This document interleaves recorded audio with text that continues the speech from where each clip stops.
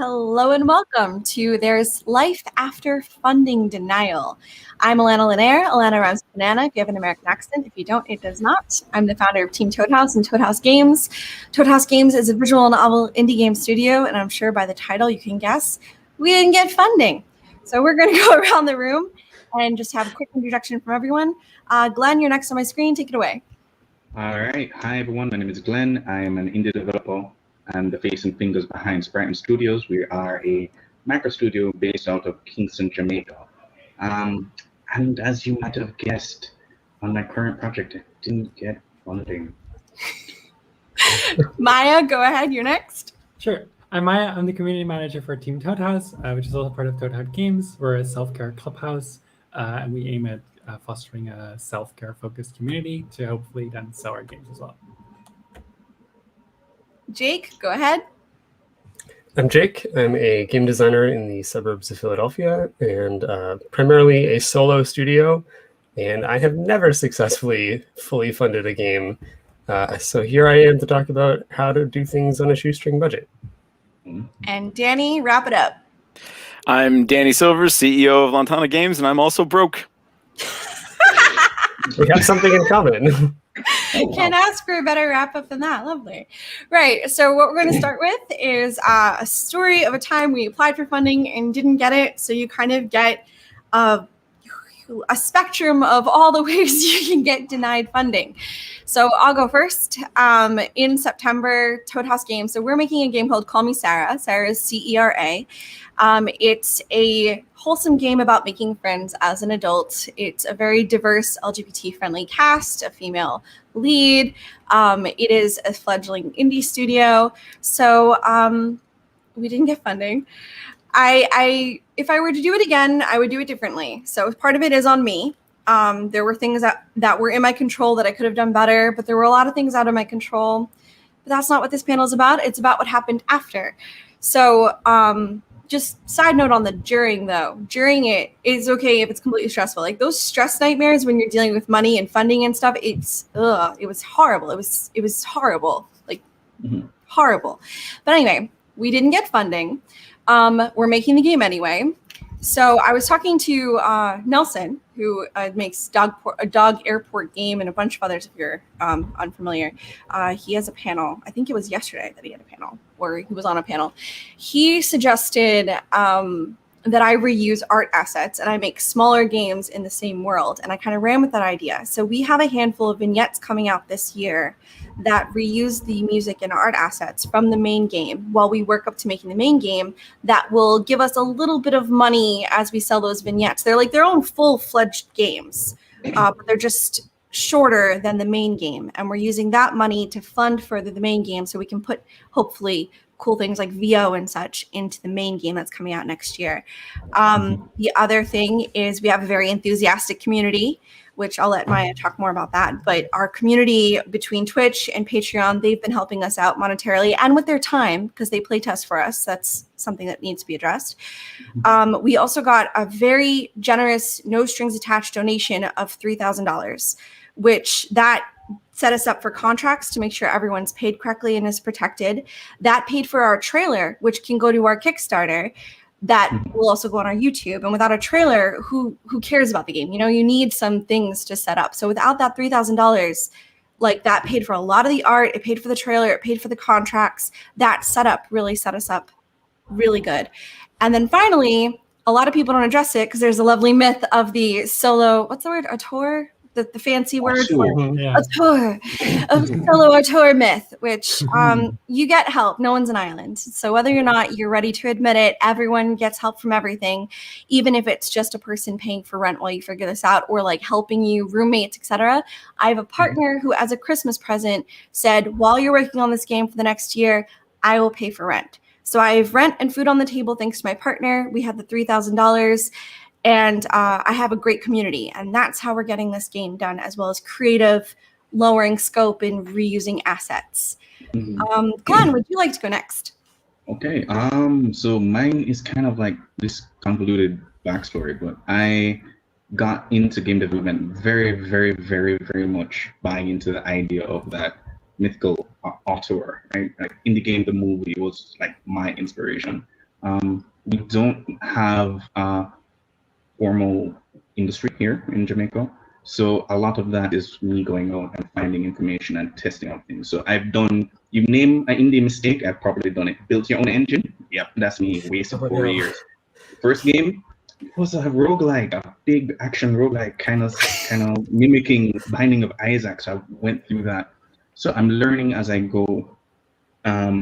So even the idea of approaching publishers and pitching things, that's new to me. Like really and truthfully, I didn't try my hand at it officially until like last year as part of the GDC initiative. So I can hit the ground running, reach out to my network, leverage my education because I have an MBA and try to, so I'm used to, despite being an introvert, kind of putting on that persona and trying to sell myself. Right? So I tried my hand at that. It didn't go through. I learned a lot. I learned how to talk about my game to people. I learned how to kind of package it. And yeah, that part is useful, but just the idea of making it without having funding or direct funding is something I'm kind of already used to. So it's kind of looking at it from like the outside in. I mean, you bootstrap, you find templates for your website, you host pages on your website on GitHub pages if you can. And just all those tips and tricks to kind of keep things going and fail fast on all the usual entrepreneurial buzzwords. So that's me in a nutshell. My current project is Questlight Pocket, which is a mobile RPG kind of trying to. Could you say that name once again? I missed it. Questlight Pocket is my current project, and it's a mobile RPG trying to simplify and without getting too simple, like Monster Hunter into a mobile experience, right? And I'm exploring ways in which of getting that out there and building up my community and making sure that it's sustainable, because that's one of the major things that I've been trying to chase through all my years of game dev: sustainability. So yeah, that's me. I'm really just a bag of mistakes trying to make things work. I can relate. Maya, would you like to go next? Right. So Alana hired me to fix her bag of mistakes. No, I'm kidding. Not wrong. So back in December, she hired me as community manager, and the Team Toad House community. What we do is sort of foster a healthy, self-care focused community for gamers, with the goal of this community is the same audience as our games. So if this community works out, they'll be invested in us, they'll buy our games, support our Kickstarter, etc. Even playtest our games. We've been playtesting the vignettes, and we asked people, and they were very excited to playtest our games because they're so invested in our community. As I said, it's self-care focused and mental health. So we encourage everyone to talk openly about mental health. But as Call Me Sarah is about healthy boundaries, to do that in a healthy way.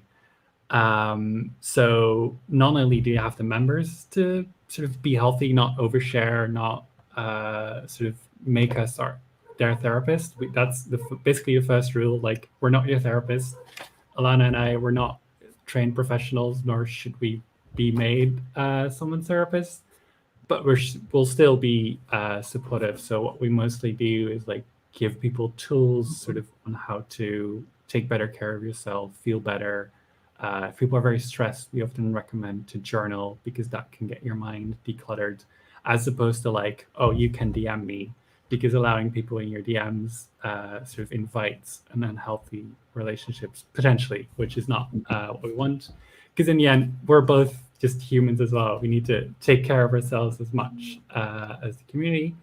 So as I said, this community, they're going to be invested in our game and us when we launch our Kickstarter and release our games. They'll hopefully buy our games.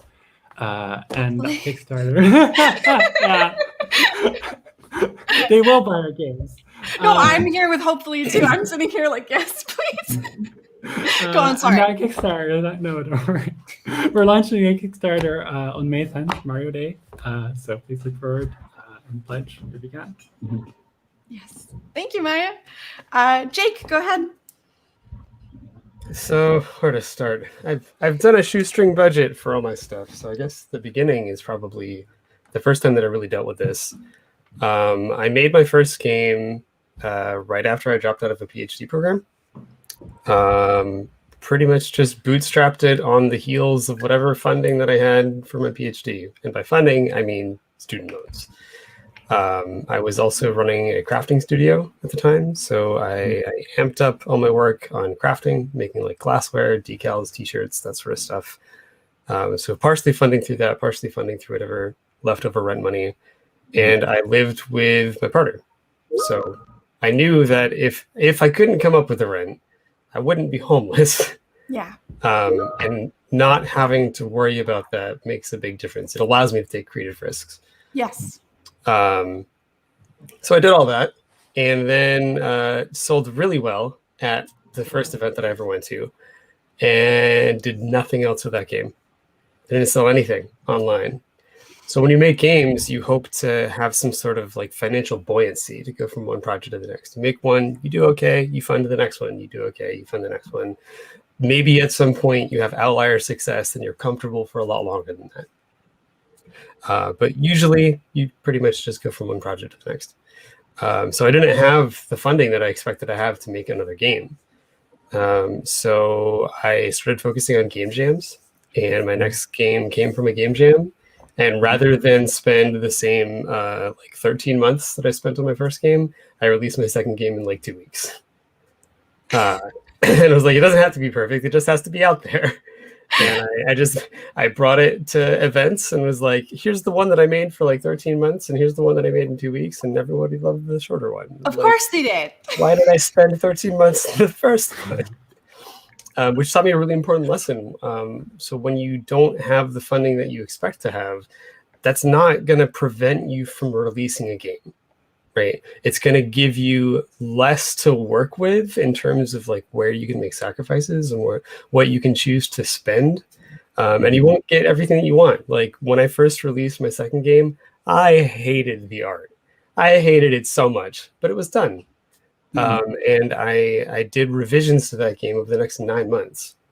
I didn't like re-release it or like do new events or whatever, but I'm like, I overhauled all the art. So if you have like the first version, you just have the first edition. That version that I don't like. It's like the first edition. It's like the 0th copy sort of thing. But you can continue releasing things if you're willing to make sacrifices about what that thing has to be. So I learned that lesson really quick. And I made it work. And that game is 10 times as popular as my first game. Good for you. And Danny, tell us a tale. Oh, again, much like Jake, where do I begin? So we released a game called Mondrian Abstraction and Beauty back in 2015. It wasn't a 2-week game, but it was a 5-month game. It was a very short development cycle. That game ended up getting shown at the Smithsonian. It ended up selling 20,000 copies. It ended up being our biggest hit to date. And people were like, this is an awesome game, but it needs a level editor. And I'm like, I don't disagree because all the levels are baked into code. So let's go make a sequel with a level editor. So took a couple years and made a sequel with a level editor. And I was hoping that we'd be able to ride on the success of the first game in order to entice funding on the sequel. The sequel got 30 to 40 publisher rejections and recently had a grant rejection, and it has been a major uphill struggle the whole time. We released it in September to generally positive reviews, but piddling sales. Marketing was practically non-existent as much as I pushed, but like the marketing rules are completely different now than they were 5 years ago. And we just didn't have the funding for any of that. But the plan right now is to essentially pivot the game into a little bit of a live events platform. Because it's actually already built to kind of handle that kind of thing. There's an in-game art museum. And in the midst of this pandemic, I'm an art school kid. And so in the midst of this pandemic, I ended up going to some alumni Zoom rooms, and there were art curators in there who were talking about how their world had just been completely shut down. There are no galleries, there are no museums, no anything. And I'm sitting there thinking, I have an art museum. I can host other artists in there other than the ones that are playable in our game. Why not? And so that was what the grant application was about. And that was like 25, 30 pages long. I spent a month writing that up, and that got rejected. That was from my hometown, no less, to try and get the arts community here interested in that, because some art galleries are shut down here as well. The city shot it down because we were asking for too much money. It turns out they can only handle grants of like $500. And I'm like, $500 in game development is going to buy me a cup of coffee. Yeah. So one that person doesn't, for 1 week. yeah.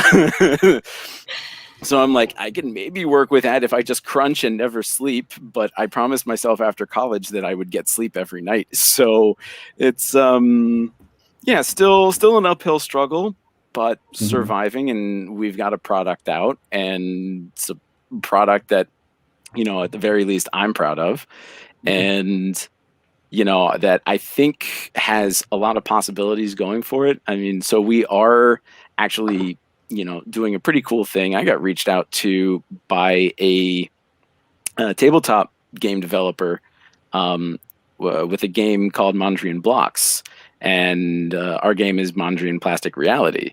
And so he was like, should we collab on something? And I was like, well, Pete Mondrian's birthday is coming up. Do we want to do a giveaway?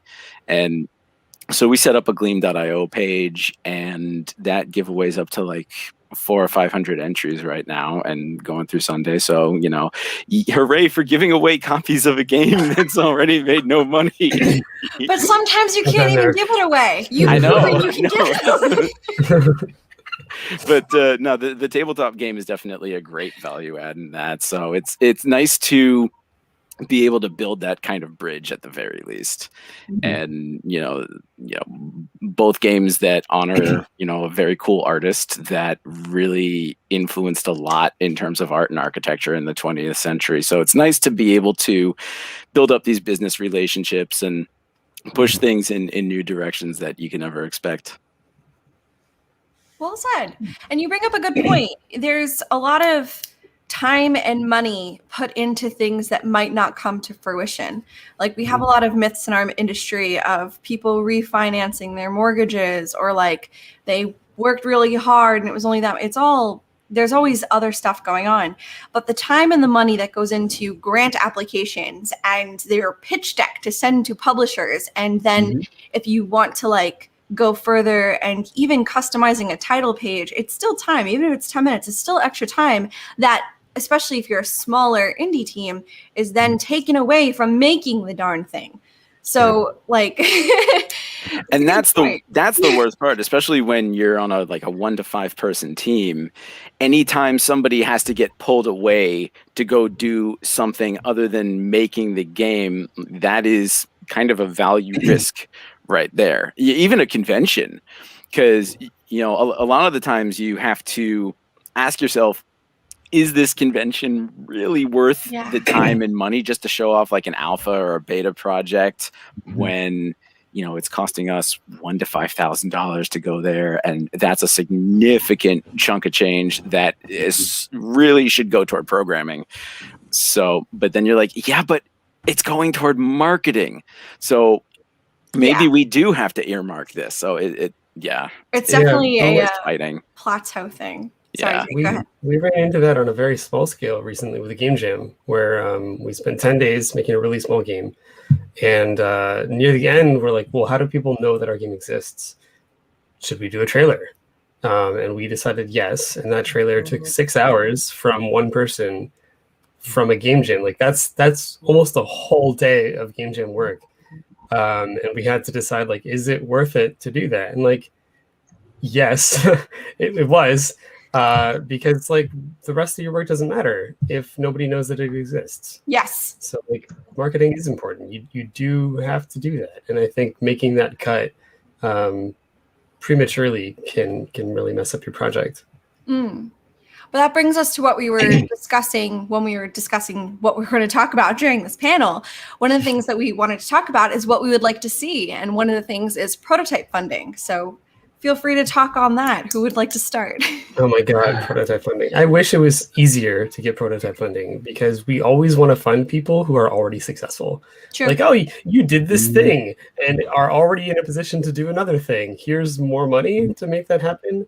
When I think we should be doing the opposite. We should be funding people who are unproven, people who haven't made stuff, people who are like more marginalized than that, because they're the ones who really need funding, and we'll see like new things when that happens.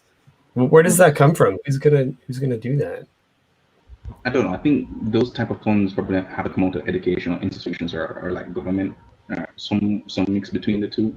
One of the things that I kept on hearing when I was trying to pitch my idea is like they like the idea, but they wanted to see an alpha. And they want to show them a vertical slice. They're like, okay, no, we need this more. So basically, over my route of pitching, I accidentally ended up making the game. Right. Because every time I'm talking to somebody, it's like, oh, this is cool. When can we see it? I'm like, okay, I do my. When are you gonna pay me to make it? Yeah. So I end up just doing it in the fringes, and then I get a quotation from a contractor for the audio, and I'm like, oh, okay, cool. Thanks. I want you on this, and then I get you for one track, and then I want you to do more, but I have to juggle and move around things to make this happen. And yeah, yeah. Like so I've heard stories like that where like somebody say will be making a game for I'll just throw a name out there. Let's say Facebook, and so. Facebook is like, hey, this is cool, but we want to see a prototype. And so they go make a prototype, and then they want X, Y, and Z added into it before they'll give it money. And then a year later, they're still making demands for X, Y, and Z before they give money. And then they back out of the deal. And it's like, that is not how this works. And people in games need to realize that you are a business person. At a certain point, you have to put your foot down. And you have to say, stop yanking my chain, pay me, or you're not getting this project. Yeah. I can definitely understand that. But in the same breath, I think, especially for like last year, people have been extra risk averse. So True. It's this little seesaw moment, but I get it. It's definitely frustrating. It really especially is. when you're hearing rejection after rejection after rejection. It's like, And there are jumps into it, like the RGDA Foundation launched the Diverse Games Developer Fund, which is specifically for prototypes. So there are people who agree with what we're saying and they're working towards it. But I do agree that there needs to be more. Yeah. So I'm glad you brought up the diversity fund, because I think that was really great. And when you read through it, it's really interesting because that particular fund is looking for like different models of sustainability for developers and creators. And I think that's what we need more of, because it's trying to move away from, the general ad-driven direct sales model to see if there are other opportunities for people that exist on the web. I think more people need to do that. I recognize saying all of that, especially after the bunch of funds that just went out last year regarding around the whole BLM thing. There are a lot of opportunities there, but in the same breath, I haven't necessarily heard who has necessarily benefited from it in the short term at the very least. That's a good point. I didn't really think about that before, but that's a very good point. And then speaking of like furthermore than grants, as I think Danny was saying, how the government usually grants come from a government or from like a nonprofit or type deal. I know in the United States, we don't care about art or whatever. So whatever. But Maya, would you like to tell us about how Europe's doing? Yeah. The Netherlands does great. Yeah, the Netherlands isn't so bad. Well, so I'm still a student. So that means the government funds my education in this country. They're generous enough that I get to eat and have a roof. And that means I get to work for Team Toad House for a very minimum pay while still eating and having a home. And I know that the Dutch government does have a fair few sort of art funds for new projects, which also includes games. If only. Sounds nice. It must be real nice. The United States will never have anything close to that. We can hope. Oh yeah. It's Canada's right next door. And Canada has it, so we can we'll all go drive over to Canada. We'll say hi to Osama. Just like that, they won't care. No, they won't mind. I speak un peu de français, but I think if you don't say that, they might let us in. If the moment you try to say that, they'll be like, "No." they'll be like, "Your accent's terrible. Get out." Yeah, and if you say that, you're not allowed in France anymore either. Yeah, that's true. So the other thing that we'd like to see is more development options. We've listed some examples of funding pools, platform grants, subscription crowdfunding like Patreon and Ko-fi. Would anyone like to elaborate? Have we talked about that? I just want to give a moment. Well, I think when it comes to subscription crowdfunding, this is weird for game developers because we can go for such a long amount of time without delivering anything. And True. You just at me when you say that. Yeah. and like with Patreons and such, you have to deliver something every single month.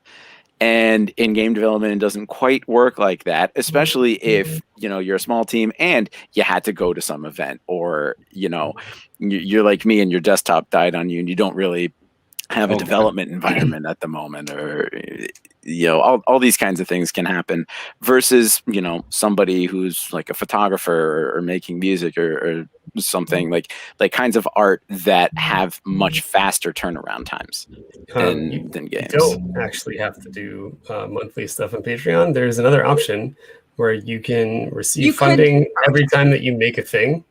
True. But the downside to that is that when you make now a you're thing, waiting 3 years to it reminds people that they're subscribed to you, and then they're like, "Oh, I wasn't expecting that," and then they unsubscribe, and you get a lot of drop off from your subscriber base. Yeah, so it's not a good model. I have a bunch of questions regarding the crowdfunding. Well, not so much of crowdfunding, but this is specifically towards like Patreon and stuff like that. One of the things that I've been trying to explore more in terms of an alternative sustainable model, right? Indies are closer to artists than programmers, at least from my pocket definition, right? Mm-hmm. So I'm looking at ways in which traditional artists, digital artists, illustrators, are able to sustain themselves going forward, even just contract work and all things like that. How that can translate into the indie game dev space, right? Mm-hmm.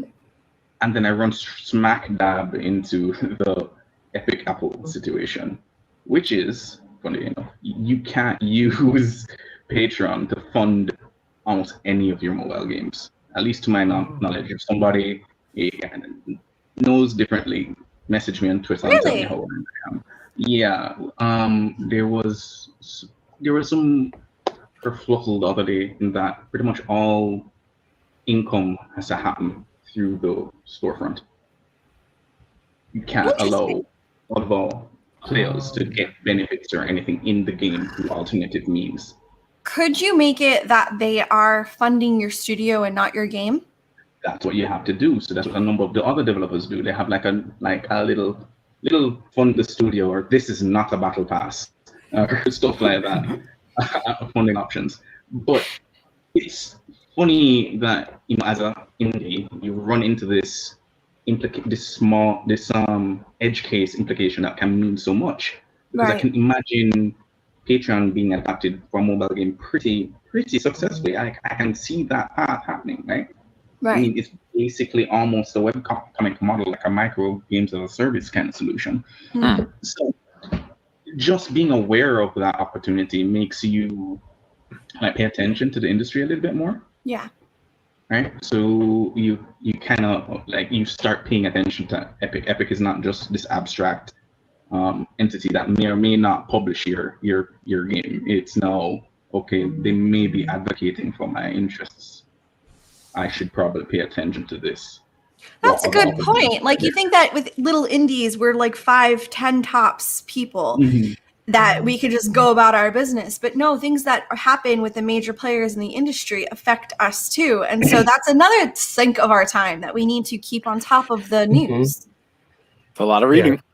And the Epic thing actually went the other way around for indies, where Apple responded by killing off all links to web pages. So a lot of indie games just died because they no longer have links back to HTML inside of their games. Lovely. Quick question from the audience. Axonian Games wants to know, how did you get your game to showcase at the Smithsonian? It's something they've never heard of before. So the event was called Indie Arcade Coast to Coast back in 2016. So this was hosted at the Smithsonian. I don't know if the Smithsonian like funded it directly or it was just, it just happened to be at the Smithsonian, but it was like a little mini games expo that was at the Smithsonian American Art Museum. Just a little one-day thing, but just so much fun. It was so great. It was quite an experience, and I was there. I showcased Breaker Blocks that year at that exact same time. Oh my God! Wait, how far away from you were? how far away? They were actually Well, booth like mates. They 100, just no forgot. idea. Yeah, the whole thing's a blur. If you want to find out more, you're going to want to find Chris Totten on Twitter. Yes. Yeah. He's one of the organizers for that. I don't know if they're like. I think they did it one more year, and then I don't know what happened to it after that. I don't know. It's a good question. Well, now that we've complained and said all the bad things, let's give them some advice, shall we? Since there is life after funding, you can still make the game in theory. It might not be the game that you originally set out to make, but you can make it. So we made a quick list. I'm going to say one, and then we can elaborate, rinse, repeat. So number one is, and it sounds tongue-in-cheek, but honestly, it helps. Have money in case they say no. Yeah. Fund it yourself. Just be rich, and you don't have to do it. Would anyone care to elaborate? Invest in I'm not GameStop. rich. No. Don't invest invest in rich. Like personally, I had refinanced and managed to get just a little bit extra, and then I kind of use that and budgeted that aside for any miscellaneous contract work or anything tied to that. Even things like that can work. It can help you string out and get you to where you go if you at least have the experience and the clarity of the end goal. True. Right? But definitely what you just said, you need to have a plan if you do something like that. If you're going to mortgage against your house, your car, etc., or pull out a small business loan, anything like that, you really do need to, as Glenn just said, have a game plan. Otherwise, money can be spent. It's more than just like believing in the game, like that myth, like, oh, this game is great, it's gonna blow up. It's a bit more than that. You have to be realistic, right? 100%. Number two, have a rich family member who like you. Marry rich, win the lottery, have a dead grand. You see where we're going with this. I will elaborate to push this a little further to a more, not realistic, but like common situation. Have a partner who has a steady job who can pay rent while you make the game, like me. Anyone else care to elaborate? Yeah, like I said be a earlier, student in a European country and get funding from the government for your education. I was over here flexing. It's unfortunate that, with games being an artistic business, that things swing a little bit more toward the artistic side than the business side. Normally when somebody's running a startup business, you think like, oh, they're going to have a customer or two coming in every single day, and so that they can contribute to their household life. Right. But games being so arts focused and so unknown about, is anybody else but you going to be interested in what you're building? The opportunities are so few and far between that you do need to rely on things like a spouse who can cover the rent, or moving back in with your family, or doing whatever you can to eliminate those overhead costs from your life. So living's expensive. it is. We have a question from the audience. Mr. Cookie says, how was your mental state post-rejection for the game? What did y'all do to work through it? I'll start. It was in the garbage. I already don't have a great mental health state. I work really hard, and I've got mental illnesses. So, I know how to deal with that. But like that, plus, to me, it wasn't the rejection. So prior to being in the game industry, I was an actress. Being rejected on a daily, like auditions are just a practice, an art of being rejected. I'm fine with the rejection. It wasn't that. It was the pressure, because it wasn't just me making it. I had an artist, I had a musician, and I had a community manager. And now I've got even more people. I've got a translator and sensitivity readers. But those three were the ones that I had when we were going out for funding. And I felt nauseous every single time we got a rejection, because I wanted so badly to pay them what I thought they were owed in the industry, since that so rarely happens. I wanted to be the person to be like, yes, you do deserve to make money from what you love doing, and this is how much you deserve to make. You can make a living wage. Like, I so wanted that. And every rejection, it wasn't about me or my game or my ego. It was like, I can't give them what I want to give them. I felt nauseous, like the nightmares, it was terrible. Just take the worst of the worst and just lay it on me. That's what it was like. How about you? How's everyone else? How you doing? Everything that you outlined a while ago is kind of why I prefer to kind of keep the teams really small and keep them contract based. I don't like spreading the risk around in that way, right? I'd much rather that when I contract somebody, they get their money and get what they're valued, get what they're owed. If they want to add in, if they want to give me a discount, that's great. I appreciate that from the bottom of my heart. But I don't feel comfortable spreading that risk around, right? Yeah. As in terms of just dealing with it, I have my own mental baggage, but like, I don't know. I think it's quantity after a while. Like, you kind of develop this kind of thickish skin outside of that abstract nebulous idea, like maybe my idea is actually trash. Yes. Pushing through that idea, you kind of learn not to take it too personal, which is hard because it's a creative endeavor. It is personal. It is like this outcropping of some components of yourself. But I don't know. Don't read Steam reviews past 6 p.m. Good advice. Yeah, thick skin is definitely a very important part. Whether it's that you got rejected for auditions in a past life, or you got rejected for dates all the time in high school or whatnot. Life is a series of rejections, and you have to be able to take the punch and then put your shoulders back and say, all right, moving on. I know that when you present to a publisher, you want to present one budget. It's like, this is the exact, penny amount that we need in order to make this game. On the back end, I always have a $0 budget that, with that handy, I say, what can I make this game into if I don't have any money, and what can I make this game into if I get the, $300,000 that I'm looking for to make it happen.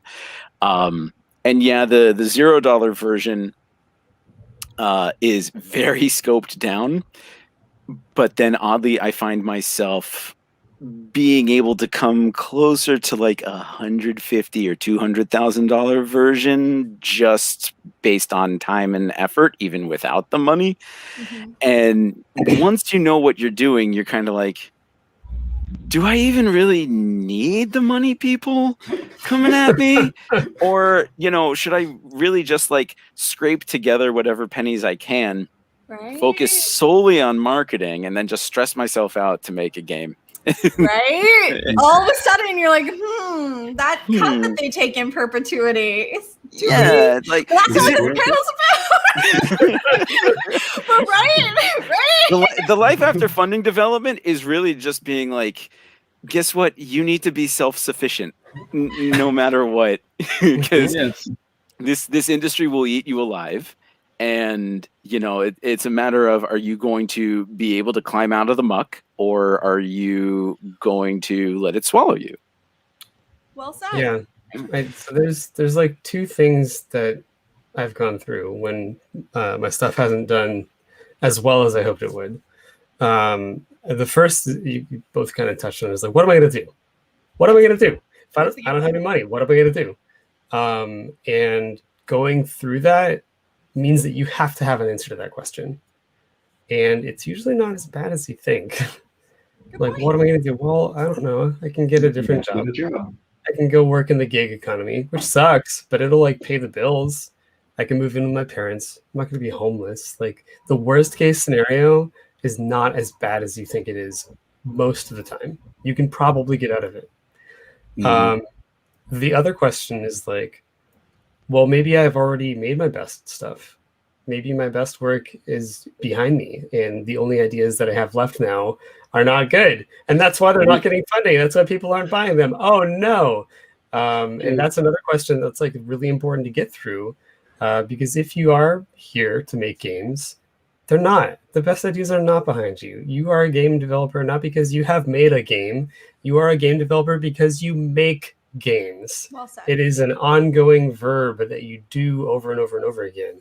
And you're guaranteed to make more stuff. Is your next project going to be better than your last project? Not necessarily, but you'll make good things in the future. Like, that's what you're here for. So I think when you go through those two things, like, you come out a better person at a time. Jake, you carried me on a roller coaster a while ago. Like, you hit me in the stomach with that question because it's not something I actively considered, and then you gave me an outlet at the end, and that was beautiful. Look at this. We're all learning. It's great. You touched upon the next one. Have a day job. There's no shame in having a day job. I don't know where we came up with this, like, you must only do game dev or you must only be an actor. Back when I was an actor, you must only do this. Like, having a day job, no harm in it. You just have to be really careful about crunch and time management and all of that when you do it. That's all. Anyone like to add something? The thing I will add to that is sort of the reason why we think it's such a bad idea to have a day job, and that's because game development is so difficult. But lately, we have seen tools getting added to games, namely like node-based programming, that help game developers speed up the process of getting things done. Epic's got their new like MetaHuman tool that's coming into Unreal Engine, for instance. You know, like, oh my God, character modeling. You're telling me that I could basically just take a like Elder Scrolls or Mass Effect style character creator, make my characters, and then just put them into my Unreal powered game? Oh my God, I'm going to sign up. Stuff like that lowers the barrier not only to entry, but to continued development by a lot. And there's some people out there who are purists and will insist that you need to model every character from the ground up. You need to make your own game engine. You need to, just make everything proprietary. The truth of the matter is you don't. There is a limit, obviously, between like an asset flip and a completely, 100% purist game. But, being able to find that sweet spot that helps you save on time and money means that you can make a game that you are proud of much faster. Yeah. Which brings us to our next piece of advice. Get creative. Reusing assets from the other games, like what we're doing with our vignettes. Our music and our art's being reused, even though it's going to the main game. So the story and the choices are going to be like the thing, but the art's the same for the most part. And then selling other things to fund the main project. Just getting creative with how you use these assets that you've paid for. Open a merch store. Yes, open a merch. Redbubble, Streamlabs. There's lots of options out there for you to make print on demand kind of stuff. And if you have good art that goes on a t-shirt, there's no reason to not have t-shirts, and especially socks. If you can get custom socks, people will get custom socks. You're right. Another thing I just want to add on to, the get creative thing is, when you're working on games, sometimes you tend to think of a project as the be-all, end-all. But like Jake mentioned, you are a game developer. You are basically a business in yourself. So there are other ways of, navigating that space. One of the strategies and things that I've been thinking of, or I have actually used, is my backlog of games that are not necessarily super successful. I can showcase to other people and say, hey, I can do this, and contract work comes in. Yes. Right? And that is another avenue that is viable, because your backlog becomes a portfolio. Right? Yes. You're always improving, you're always building on that. So that's something to also consider. Yes, 100%. That's part of the reason why we're making the vignettes, because we're a fledgling indie studio. We've all worked on separate things like elsewhere, but it's Toad House Games' first foray. So rather than just coming out with this is our one game, we have the vignettes that we can more easily do because they are shorter games. And then people know what to expect from us. We can use it as a portfolio. We can use it as proof that you can trust us with your money, that you can buy our game, what to expect, etc. Having a backlog even of unsuccessful games is so valuable, 100%. Let's see what else is on here. Mhm. Self-funding, grants and Kickstarters. I think we already mostly touched on it, but anything to add about grants and Kickstarters? Just We have a because question one from grant Megan. turns you down doesn't mean there aren't other grants, and you now have a 25 to 50 page document that covers everything that you need. So just keep your eyes open, and then find replace all is a very powerful tool. So, any wording you need to go, like, the first grant was one name, just go change the name of the grant that you mentioned in there, and, do your research, do your homework, and send it off. Just keep trying. Yeah, reuse the assets even in the grant application. Exactly. No, but great. we're joking about that, but that's actually pretty important, because when you have to draft that grant document, right, you are critically thinking about your game in a different way. You're thinking about your game in the way that, a business person might be thinking about it. It may just be, a looter shooter because you love looter shooters, but when you're talking to that publisher, you're like, hey, this is a first-person experience that explores XYZ in this dynamic and highlights this experience. And that is now a byline for your marketing. Yes. So speaking of merch stores, Indie Game Business wants to know from Discord. Oh, someone asked from Discord. This makes sense. Which print-on-demand stores have you had success with, and which ones suck? How do you know about the quality of the goods before you sign up with them? Before you sign up with them, I'm not sure, but I always order a sample of every single little thing before I make it public to the people. So I'll order myself our mug, our shirt, etc. And then if I feel comfortable that that's a good quality product, then I'll put it on our thing. How about all you? If you can't afford to do that, read reviews of other people who've done the same thing, and pretty much go on blind faith. The worst thing you'll have to do is shut down that merch store and open it up somewhere else. Yeah. That's not the worst thing that will happen. The worst thing that will happen is people will steal all of your art and then sell your work under their name. And now you have to chase everybody down with DMCAs and lawyers. You're So right. that's why you don't use Redbubble, because their process is not very good for doing that. I have had my art stolen so many times. If you want to use t-shirts and only t-shirts, you don't want to make a whole bunch of different products, the best terms are on Threadless. Threadless is a really good creator program for their shirts. They have really good cuts. They're very fair. It's an interconnected marketplace. People are going to naturally discover your stuff organically. Society 6 is more expensive, but their products are also much better.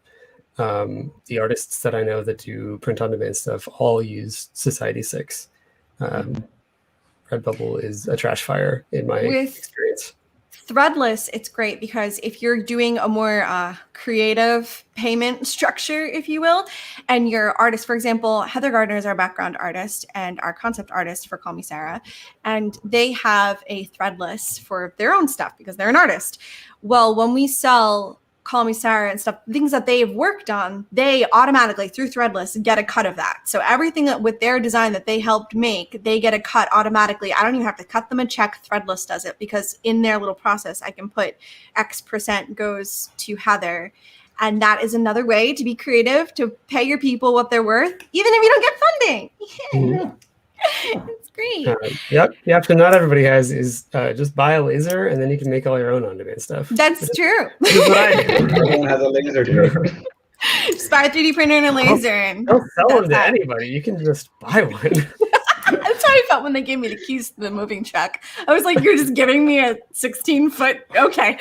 Worst case scenario, you can just bulk order a bunch of Fruit of the Loom basic t-shirts and then, kind of get the desk jet print, iron on, put them down, iron it on there, and then sell those for $10. True. At least at conventions to give them yeah, totally at conventions. Yeah, and I guess there's also indies that will do on-demand stuff. So you could talk to people who've had it done, and they have connections to people who can make that sort of stuff. I have friends who make on-demand things. True. So next bit of advice is scope. Scoping down. For Call Me Sarah, we had to cut, so big on accessibility, right? I didn't want to cut accessibility, so we prioritized that, but we had to cut some of it. We can't afford voice actors, at least not until after our Kickstarter, fingers crossed. We had to cut a whole bunch of things I wanted to do because we can't. We had to get creative with reusing music in certain areas where it's not so obvious, but we wanted something unique to that area. Well, now there's a whole outdoor theme, and if you're outdoor, you hear this song. Things of that nature. Anyone else? Scope stories.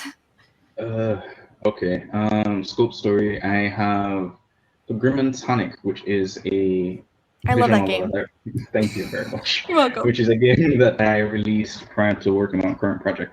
It was originally scoped out. It was very ambitious. It was an attempt to do a web serial visual novel. So it's like basically a webcomic but a visual novel. Eventually, that traction didn't get enough of an audience, so pivoted it over into a standalone visual novel. Okay, cool. So I'm gonna do 6 episodes, and then life happened. So those 6 episodes eventually became 3. So it's just adapting to things that are happening. So personal issues, I was moving and having to navigate moving, and I also have my own day job. So my time became significantly limited in terms of managing this. So I had to literally sit down, open up spreadsheets, say, okay, I can dedicate this much time to getting this much words done, and then I need to dedicate this much time to QA, and then this much time to art assets. What can I do with this? And I managed to retool the story so that it fits nice and neatly within 3 episodes versus 6. Some of that has to happen. I mean, anybody who works on any project really should recognize that some things end up on the cutting room floor. It's just having the self-awareness to, know when to manage that. Well I said. think the hardest thing to do with scope, like everybody knows how to scope. You know how to cut features. You know how to make them smaller. The hardest thing is knowing when to scope. And I think that you should be scoping from the very beginning. You should be making your project to be like, if it has to stop at any point in time, we can stop here and we can wrap it up and be done with it. Yeah. And you still have a game, and it's still generally what you wanted to make. It might not be as good as you wanted it to be. It might not have all the art assets you wanted it to have. Like my first game, I hate the forest art that I made, but it works. I don't have time to go back and make those trees better. They look like clouds. It's whatever. They work. Mario bushes. Honestly, the best way to do that is to work iteratively and really just say, I want to get, movement mechanics working. So don't worry about movement and combat and leveling systems and blah, blah, blah. No, do the movement.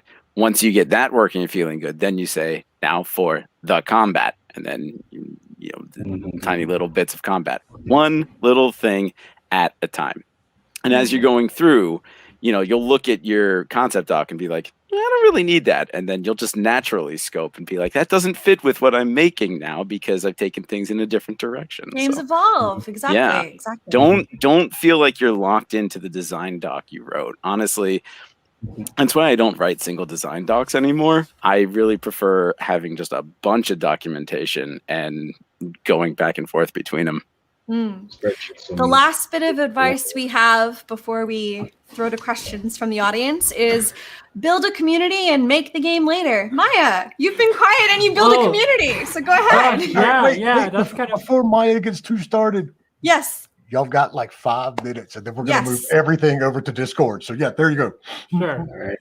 Yeah. So our community, it is part of Toadhouse Games, but it's also sort of self-funded. We have a Patreon and a Twitch. So in theory, it could sort of exist without Toadhouse Games. So the fact that Toadhouse Game didn't get funding is not an issue for Team Toadhouse because we exist. We have Discord. We have the Patreon. And if you have the time and energy to spend time on like building a community, because it is a lot of work. Like definitely don't underestimate the amount of work it is to manage Discord, especially for me at least, the checking in and out of Discord. Like I have to make sure, like with Christmas, I deleted Discord off my phone. I can only access it on my computer and things like that. So when I'm away from home, I cannot access Discord because Discord is work. But if you can do it, it definitely is worth it because we now have 200 people, something like that, who care about our community and our games, and then they'll fund our Kickstarter. Yeah, that does go back into the Kickstarter because it's a numbers game, really. Like we can say, people will believe in our game, but it's a numbers game. If you get like, for example, 70% of your community that will definitely at least get the tier that they buy your game for your Kickstarter, well, then you can kind of determine ballpark how successful your Kickstarter will be at X price. So if you're Mhm. trying to fund X price and 70% at $15, you do the math, you can more or less decide, is this going to be a complete waste of time of my Kickstarter, or is this something that could viably happen? Yeah. Community is key. Questions from the audience, unless we'll just keep talking, but I think I just sent Indy a note. I was like, I'm pretty sure we could go for another hour and this would still be awesome because y'all are doing fantastic. Thank you. All right. So here's what we're going to do. We're going to move from right here over to the Discord server. So if you're out there listening, go to discord.gg/indiegamebusiness. There is a whole section under the conference channel that says post-session hangout. We're going to all jump over there, and then we're going to get our next talks scored up. And then I need that name of that print-on-demand place that lets you give royalties out to developers. Threadless. I'll link it to you, but it's Threadless. I may switch over. I've been looking for a different store to set things up at anyway. And the first thing I'm going to do is get Indie Game Business socks going because Danny already told me he would buy those. So You want Society 6 for that. I think I told you that years ago. I've been waiting. I only have so much time, Danny. Don't we all, Jay? Don't we all? I have a real job too, All right. Thank you all for doing this. This is exactly the stuff that we love having because it's stuff that we all need to hear because you know what? Shit happens sometimes and you don't get your ideal scenario and you have to go make it up. I've made a 20+ year career out of making shit up as I go along. So I didn't know we were you're an allowed inspiration swear. to us all. That's horrifyingly scary. Okay. All right. We're going to close this one down. Indy is coming back. Give us like 2 minutes to, cycle out the backgrounds. Like we've really got backgrounds. And Chase is going to come. We're going to talk about structure process for planning your game audio. So more, especially, features and stuff for everybody. So, all right, we'll be back. Go to the Discord. We'll see y'all soon. Bye. Thanks. Bye. Yeah. Bye-bye.